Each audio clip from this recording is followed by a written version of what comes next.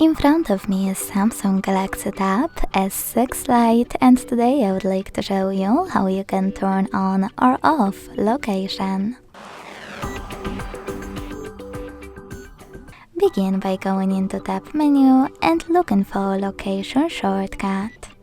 When you find it, click on it. As you can see, mine is gray, which means that location is off. To turn it back on, click on the same shortcut again.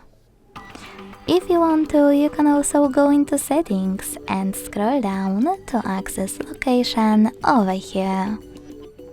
Then use this switcher to manage it.